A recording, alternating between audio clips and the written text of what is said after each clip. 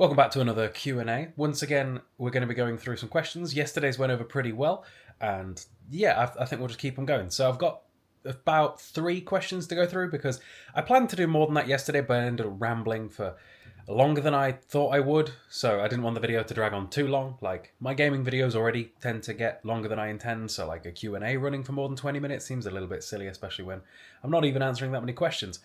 With that said, let's get started, shall we? Would you say buying rare, expensive games are an investment and hope to sell for more cash at a later date, or will they be in my collection forever?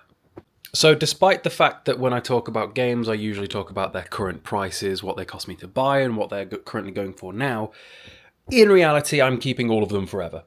I literally keep nearly everything ever, to the point where it was a problem before I moved house. When I still lived at home, when I still lived with my mum, I had my room was a little box room. It was 6 foot by 8 foot. I didn't have space for like nearly anything. For example, all of my PlayStation 2 games that I owned at the time were in her cupboards, just hidden at the back for well over 10 years. Like, I didn't see them for the longest time. But yeah, I keep everything. I always plan to keep everything. It doesn't matter how much things can go for.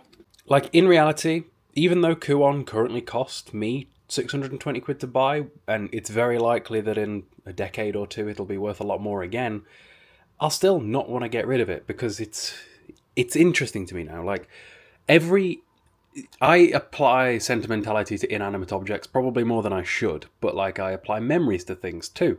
So like, even though I've only had Kuon for a few weeks, the memories of like being able to grow my accounts through this game and all the engagement we've had, I'll never forget that either.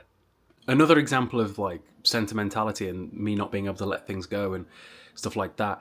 When I got my Framer game and I put the God of War trilogy in a case, I literally went out and bought them again because I didn't want them to be inaccessible when I actually need them. So the ones that are in the frame are the childhood copies, but these two I went out and bought to replace them in the shelves so that I'm still physically able to, see them up there and handle them. So yeah, logically they are an investment in that a lot of them are going to get more expensive as time goes on, and they're also an investment from the perspective of the fact that just owning them and making content on them makes me money.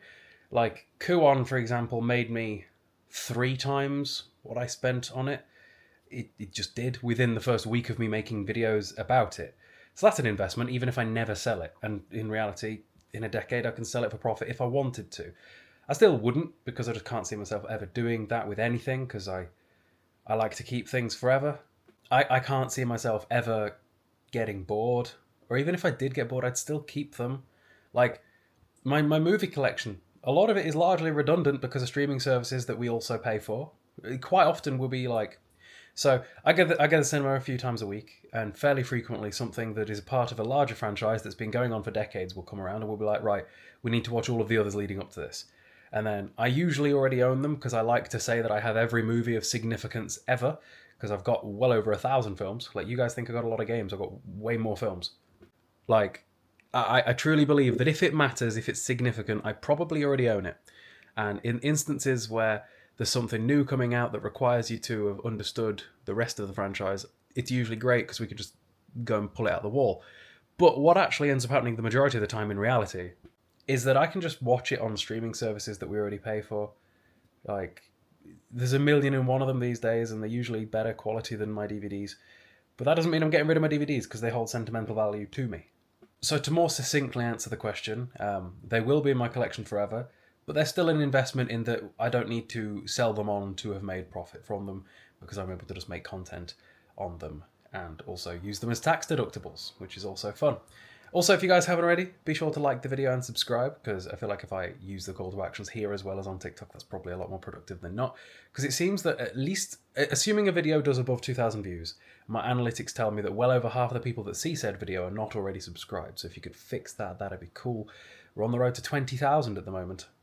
Next question. Just wondering what your goal for collecting is. It sort of seems like you're just buying whatever you see. Do you play any of them? So I truly believe that as collectors go, I think I play more games than most people do. I think I can't think. I watch a few collectors, and more often than not, I don't think they play too much. Because I think for a lot of collectors, collecting isn't their job. It's a thing that they do as a passion project or a hobby. So, but because playing games is my job first and foremost, I've always said I'm a gamer before I am a collector. Yeah. I was doing my game log, so let me just show you that. The gamelog is a spreadsheet that I use to track games that I have played and beaten and the date that the credits rolled. I've been doing that for about 5 years now. And if we just look at this year alone, for example, actually no, let's look at the last 5 years and how many games I've played to completion since then, or played to beaten. Played to credits rolled. Once the credits roll, that's when it gets added to the log. I only ever play one game at a time because that's just how I am. Okay, so 528 games in the last 5 years. When I did the question response to this one over on Reels, somebody commented that that's more games than they've owned in 5 years that I've beaten.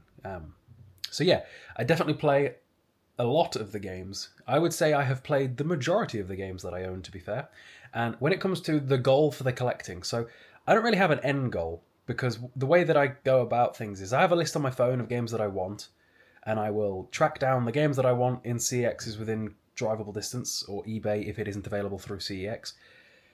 And then it gets removed from a list, but then I will usually find more stuff to add to the list. Like, there have been a few times recently where for example, for about a month, there was very little on my list, but then I found more stuff to put on it. And when it comes to just sort of collecting whatever, that isn't the case either, because each one of these shelves will hold about 50, I think it's actually like 51 or 52 games, and I have 3 full shelves full of PlayStation 2, so I've got about 150 PlayStation 2 games. I do believe that in total there are over 4,000 PS2 games that were ever released. So definitely, generally I walk into a CX and there is more stuff that I don't own than I do. Again, I think I own pretty much everything of significance that I'm bothered about, which is the key point here, is that I don't tend to buy things that I'm not bothered about. Like, there are some pretty massive franchises, pretty significant things that are important that a lot of people love that I know are not for me, and therefore I've never bought any of them. For example, you'll never see a Final Fantasy, really, amongst my collection, because it's just not my thing, nor Persona, or Yakuza, or anything along those lines, really. I don't do racing games, I don't do sports games, and I don't do mech games. They're just also not my thing. Generally, like I said, if I'm buying something, it's because at some point I would play it. The only exceptions to those rules are bad entries within otherwise okay franchises. So, for example, I own about 30 different Resident Evil games. Granted, I probably won't play them all, but I own them to have the complete set. It's the top line, or the bottom line, I guess, is that I will only get stuff that I actually want to play. But then tangentially to that, like the next factor that comes into that is I will get things if they help me complete the set or are tangentially related to it. So, for example, I'll buy stuff to complete a franchise. I'll buy stuff to have a developer's full set. So, like Rockstar games, for example. I bought a couple of Rockstar games to finish off my set for those. So yeah. Another example is like collecting various different genres. So for example, I've recently been collecting some of the superhero games that I was missing. So Green Lantern, the Thor game, those two stand out as like recent pickups because I already owned a lot of them, like Captain America, Deadpool, X-Men Origins Wolverine. What camera do I use? Let me go find a mirror so I can show you. So this is the DJI Osmo Pocket 3. It's great. It can record in 4K, although we're recording at 1080p right now. It's tiny, so like my hand for hang on, if I could, let me just pan down a little bit. It's hard to hold and demonstrate the size of it. It's very, very small. It's perfect for like traveling around with. Video is not sponsored by DJI, but at this point I wished I would be, because I own a lot of DJI products. I own the microphones, I own several of the cameras. Yeah, it's great for the way that I record because it's handheld. It stabilizes for me. It just works. Like I have a Canon M50 as well that I can use for good quality recording. But the DJI is just brilliant for traveling with. It's brilliant for taking around. The only thing I don't think it's very good for is if the weather gets bad. It wasn't a cheap camera. Like I paid just over £600 for the Creator combo because it comes with a wireless microphone and a battery handle as well that lives on my tripod. But If this were to break, I would tomorrow go and buy another one because I use it just all day, every day. It's excellent. What is the most underrated console, in my opinion? I think, again, I will only talk about things that I've used here, but I reckon the PlayStation 3. During PlayStation 3's era, Xbox 360 won. Everybody knows that. But I think that the library of games available on both of those consoles is crazy. But I have a very nostalgic place for the PlayStation 3 because it was my first console that I played online with. That PlayStation 3 in particular is my original Slim. It just does not seem to die. I didn't get a 360 until years after the PlayStation 3. It was quite a while before I started being one of those people that had both consoles in every generation. But I think I've had 360s because they broke. But the PS3, I've only ever needed one for because it just survived. Sadly, it's obviously not very backwards compatible because the architecture behind it was a bit weird. But yeah, if we're just talking about underrated stuff, I think the PS3 is underrated. I think a lot of people loved the 360 more because I think, to be real, I think it was because it was cheaper and therefore accessible for more people. A lot of people got more nostalgic memories for it because if your parents don't know any better, they're probably going with the one that seems cheapest, and therefore you'll cling to it because it's the one that you've got nostalgia for. It's the reason that I like the PS3 because it's the one that I'm nostalgic for. I think that the PS3 is probably my favourite console ever, especially because it was the last console that used my favourite controller ever.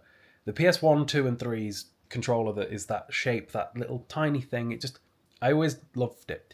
I used to, in Call of Duty Ghosts a decade ago, probably more than a decade ago now, I used the first generation Cronus Max before anybody knew what they were, simply because I didn't want to be using an Xbox One controller. I wanted to use my PlayStation 3 controller because it was just my favourite controller. So yeah, given choice between the two generations, and I still own both, I still have a 360, and obviously 360 games are more easily playable in modern day because the majority of 360 games I can put in my Xbox Series X and they just work. But a PS3, I love my PS3, the thing seems indestructible. And you can get backwards compatible PS3s, although those are the opposite of they are very fragile. But my slim PS3 is pretty indestructible, it seems. So yeah, I guess we'll call it there. That'll do for today, I suppose. I'm currently just waiting to go to sleep so that I can wake up tomorrow and play Black Myth Wukong. Or for you guys, it'll be today. So this video will go up at 12 p.m. on Tuesday afternoon. And then I always upload at 6 p.m. every day. But these Q&A videos will go up at 12 p.m. as like the filler videos. I will probably do some sort of first impressions of Black Myth Wukong. It might go up a bit later because obviously the time that I will be playing is different, but we'll see. It's going to be interesting to see how I do those videos on Wukong because I'm probably going to be doing more than one because it's just capitalizing on it. But yeah. Hope you guys enjoyed the video and I'll see you guys later.